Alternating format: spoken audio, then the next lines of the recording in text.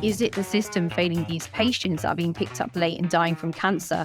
Or is it the case that cancer is just a sad eventuality of a disease that we just don't know that much about? If you diagnose patients in the early stages, pretty much nearly 100% of patients will survive over 5 years with their cancer, and many will actually survive 10 years or more from their cancer. When it comes to thinking about how we approach cancer, number one is looking at how do we get rid of financial toxicity? How do we democratize access to make sure that actually cancer is a right by every single patient? Dr. Bea Bakshi is a primary care physician, CEO and co-founder of See the Signs, an AI cancer prediction system accelerating early detection and survival. An advocate for health equality and improving access, she is committed to creating a future where every patient survives cancer. As physicians, you don't realize how many of your skills already are completely transferable. Like the fact that you can do pattern recognition very, very well. You can adapt very, very well to uncertainty. Dr. Bakshi led the digital transformation of primary care in the UK, launched digital health policy nationally, and campaigns to improve diversity and representation in STEM. In 2021, she was selected by the Obama Foundation to be an Obama Leader Fellow, shaping the debate on inequalities around the world. If you enjoy this conversation, please hit the subscribe button. Now let's join the show as Dr. Bakshi shares her fascinating path to entrepreneurship. Hi, I'm Rishi Sikka, one of the co-hosts of Day Zero, and I'm excited today to be joined with Dr. Bea Bakshi, CEO and co-founder of See the Signs, an AI cancer detection company in the UK, working with the NHS and preparing for their US launch. So excited to have Bea here today. Bea, I'm so impressed by all the work you've done and where you've gone with this. But perhaps equally as interesting as you being a CEO and co-founder is your personal story, and you bring so much of that personal story into your leadership and your approach. I'm of Indian origin, you're of Indian origin, but underneath that, particularly for you, there's this sort of polyglot of cultures and backgrounds and experiences growing up. I wonder if you could just share that a little bit with our viewers about some of that background and experience and how that actually kind of maybe even affects maybe even your leadership a little bit. Yeah, absolutely. And thanks so much, Rishi, for having me here today. So both my parents, my mum's actually from Kenya, Nairobi. My dad's from Kashmir in India. And they both met actually through a newspaper advert many, many years ago. And after meeting on a newspaper advert, they got married, and then they chose to settle in London in the UK. And it was a really interesting mishmash because of many different cultures, many different religions actually as well at the time. And then I, as a kind of from first generation immigrant parents, ended up going to a Church of England school, as a child. So it was one of those things I was embraced with a lot of diversity and a lot of different cultures, ethnicities and faiths very, very early on, which meant that there was such a colorful collaboration of looking at what is the thread that ties everything together. And it was very much a value-based system that drove me in my upbringing and how my parents raised me, my brother and my sister, and looking at kind of good work ethics, morality, like looking at how we can serve society and give back to society, and more holistically in that way, which really shaped who I am today. And that values-based approach that came from all of these pieces and backgrounds, it really kind of it affected your decision to go into medicine. So many people that we talk with on both this program and in general, they go into medicine because their parents maybe were in medicine or they had an experience with the healthcare system. You actually went into medicine because of an experience you had in retail and being in retail and I on the retail side of things. And I was wondering if you could share that and how that kind of prompted your decision to become a physician. Yeah. So I had a part-time job pretty much from the age of 16 straight through to university, and till I started in my first year as a doctor when I was 24. And when I was 16 in this first job, I was selling shoes essentially in a store. And it was one of those things that we used to be incentivized to kind of open store credit cards in being able to get customers essentially to take on store credit, buy loads of shoes, and obviously, increase the sales of that we could do.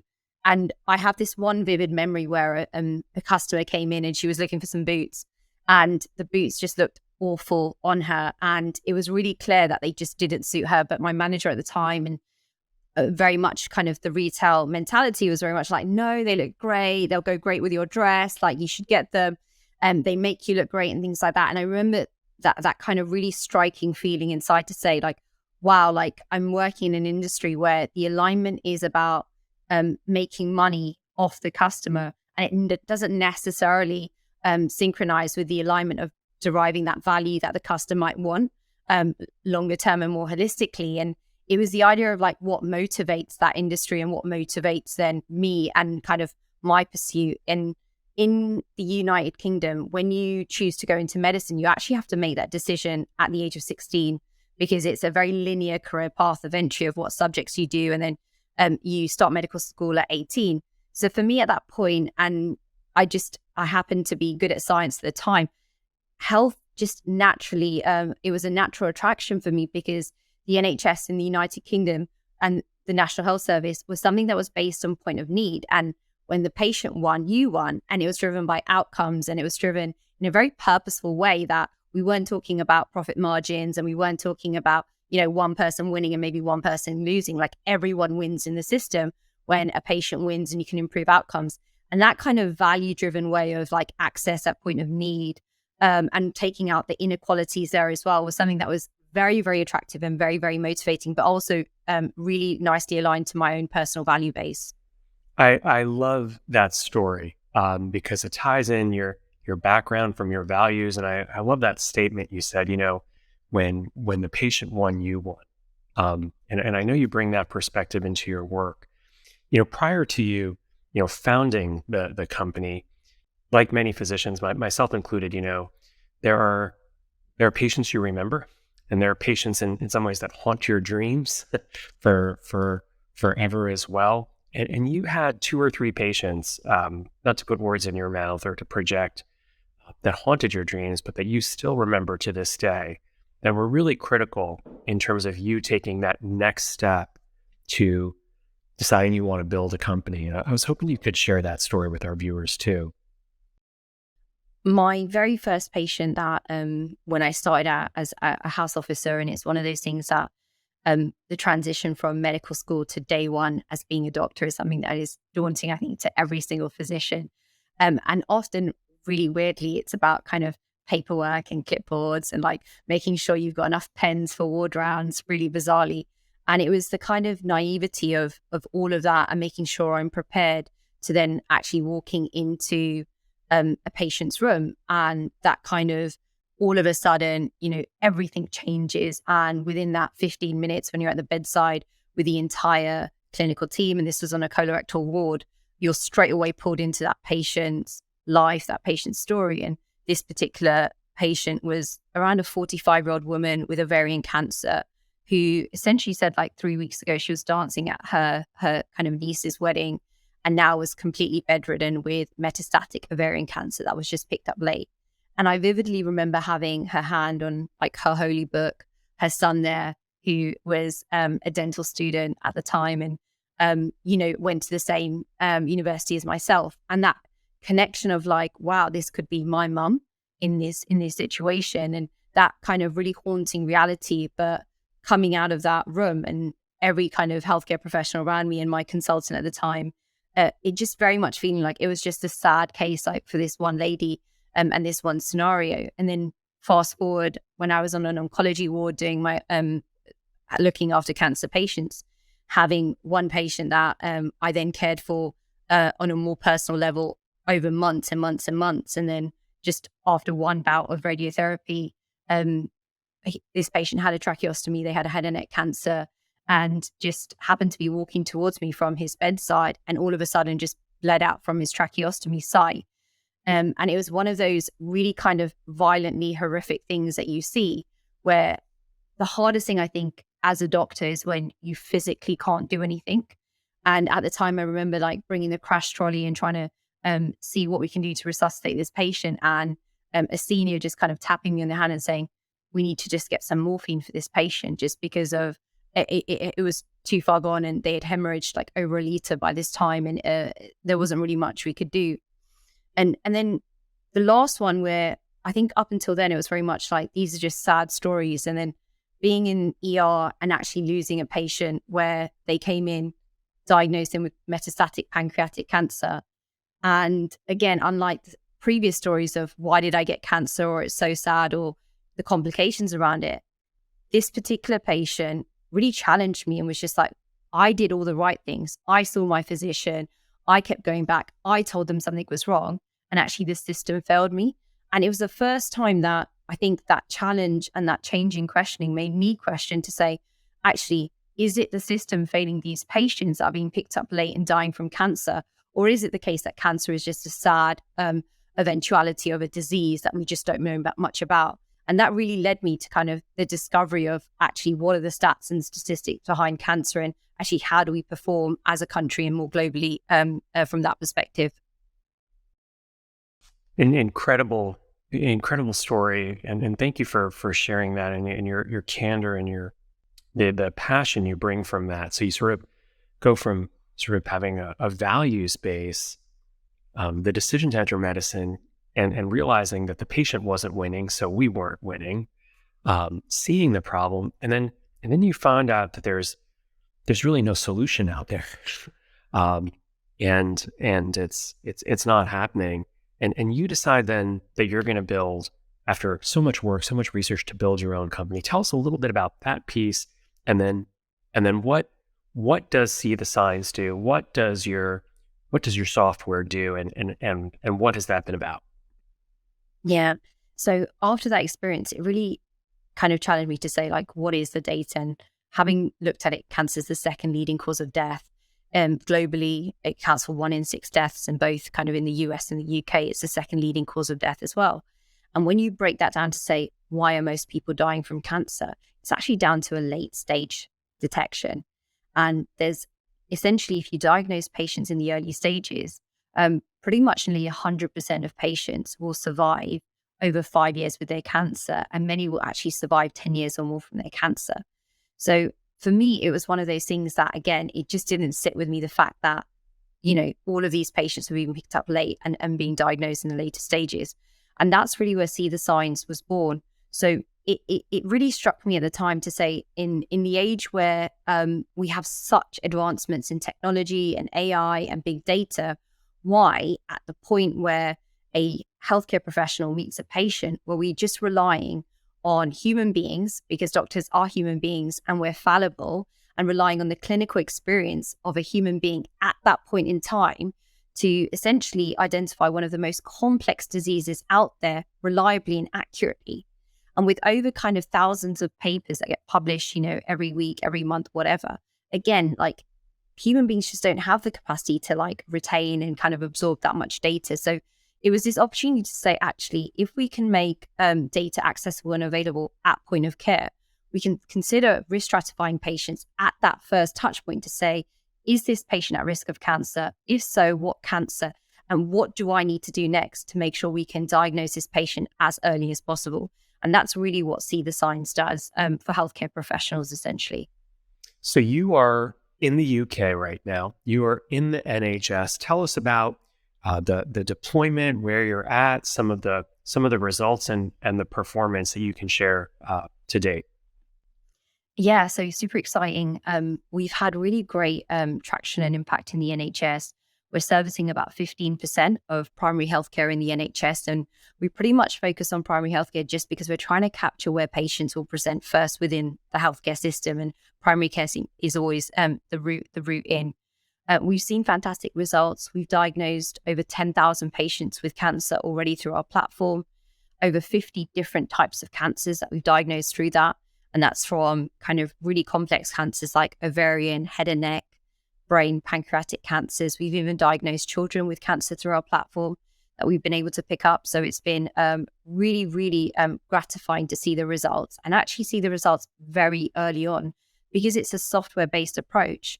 And as you can imagine, as patients come through, every patient can literally be risk assessed and risk stratified. We can start actually seeing the impact the system has on identifying patients at risk of cancer and then diagnosing these patients with cancer rapidly.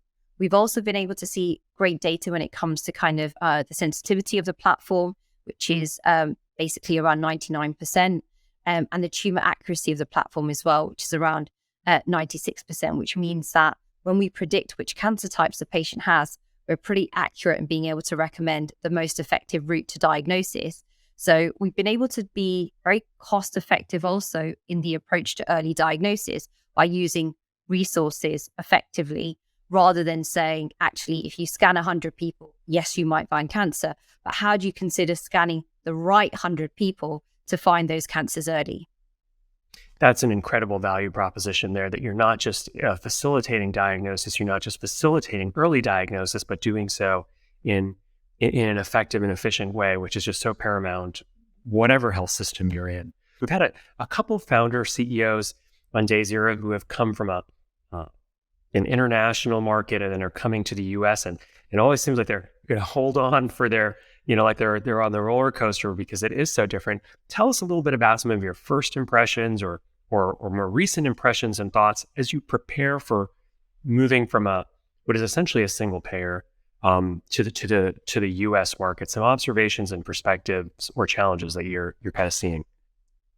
Yeah, I guess the biggest thing coming from a system that's based on like point of need, we're moving to a system which is based on point of coverage, right? What coverage do you have will determine what access you get, rather than actually your need. And I think it's amazing to see what the Affordable Care Act has done in the United States since that was introduced. But fundamentally, going back to kind of my values, is that healthcare is a fundamental human right, and access to survival from cancer is a fundamental human right. So then when you look at the stats across cancer care in the US, especially when you look at those patients with who don't have the same coverage as, say, a private insurance or Medicaid background, or those who are either paying out of pocket, etc., you see that those patients will have poorer outcomes. Whilst we know that the number one cause of bankruptcy, things like that, is medical, actually the main reason for that is actually cancer related, oncology related costs. And there's a lot of data out there by a lot of the cancer institutions to show that patients will be rationalizing their chemotherapy. So if it's once a week, they'll take it once a month because they can't afford to take it once a week and things like that. So when it comes to thinking about how we approach cancer, number one is looking at how do we get rid of financial toxicity. The other layer of complexity that you're probably dealing with, in addition to entering a new market, is just sort of this macroeconomic environment we're in of inflation, of the possibility of a recession, or perhaps we're in a recession. There's now, in the past 3 weeks, banking instability. How is that affecting your leadership, or how you're thinking about a U.S. entry, or even how it's affecting you in the UK, if at all? It's a good question, and I think it's one of those things that it's just normal. I feel like in the last 5 years running a company we had COVID, we had the war in Ukraine, and many of my team members are Ukrainian. We have developers out there. So uncertainty and obstacle after obstacle is something that now has just become a normality of founder life, that I think for me, it's just something that we have to be prepared, we have to be resilient, and we always have to be very, very aware of every step we take. But again, risk is something that comes part and parcel. And I think it's one of those things that we're looking very closely at markets. We are shortly, we're going to be fundraising our next round soon. So that, again, it has lots of nuances, especially as I have to, as someone, who is a person of color, fundraising, in this environment, which we know already is that like less than 2% of women of color get fundraising, right? And this was like pre this type of financial environment. So again, all of these risks and things, I feel like it's almost been like from day one that you're battling away. So I feel like it's just, it just feels normal now. What has changed about your leadership approach or your style as you've actually made that transition from physician to CEO? I think the biggest difference is that in medicine, I feel like it's very textbook. It's very formulaic what we do, in the sense of like a patient comes in, depending on the combination of symptoms they might have, you know exactly what you're going to do, the order of what you're going to do in the sequence of events. Whereas every single day is like a brand new day in startup world. And even what we're trying to build and create at See the Signs doesn't exist. So there isn't a rule book or a template or even something I could put on my vision board to say, I want to be like that and I want to do that or get to that place. It's one of those things that when you're aware of that uncertainty, and uncertainty is literally driving everything. And as new technologies come through, it's like, okay, can this technology be used? How will it impact us? Is it something that can help us get there to our purpose and our mission? But it's it's almost an excitement as well of the unknown and taking a journey down a path, which is the unknown, as opposed to when you go into clinic and it's a very predictable day sometimes, even within the context of the unpredictability of you don't know what patient you're going to see. So I think there's an excitement, but also there is a change of expectation, because in the classroom and in the clinic, you can practice for an exam and you will be perfect in real life. That's how medicine works, right? You practice at a research situation and then you'll be very good when a research comes through. It doesn't work like that in startup world. Well, you've got some very powerful reminders for all of us of the reality and the challenges that that founders face in that regard. You've accomplished so much. You're having such tremendous impact, and you know, hopefully you will have more. What advice would you give to a physician who's listening to this podcast and they're thinking about starting a company, or they have an idea and they're going to take that step? What advice or guidance might you give to them? Just do it. Just do it. I think one of the things that I've seen a lot of physicians do is they feel that they need to go do a course or get a degree in digital health or things like that in order to like be proficient in it. And I see, obviously there are so many courses through that, but as physicians, you don't realize how many of your skills already are completely transferable. Like the fact that you can do pattern recognition very, very well. You can adapt very, very well to uncertainty in what's coming through the door and things like that. You have great problem solving skills as well as a result of that. Like you don't need to go out and do a course in like whether it's digital health or it's health innovation and things like that. I kind of feel like your skills are transferable enough that if you had an idea, you would know how to implement it and think about it in kind of just a kind of an approach to test it out. So I feel like physicians feel like they need to be proficient with a certificate sometimes, and actually you don't really need to. And yeah, just get out there and do it really. Yeah, that is incredible advice. And if I could express something, is that, you know, you are obviously not just a values-based leader, but a leader driven by mission, by connection, and, you know, for all that you're doing and for all that you will do on behalf of your organization. But I'm rooting for you. We are all rooting for you because if you win, to paraphrase your phrase, you know, if you win, the patient is winning, we are all going to win. And in the field of cancer and cancer detection, that is so critically important. Dr. Bea Bakshi, CEO, co-founder of See the Signs, so grateful to have you here on day zero. Thank you for all you're doing, and awesome luck and success in the time ahead. I'm rooting for you. Thank you so much, Rishi. Thank you.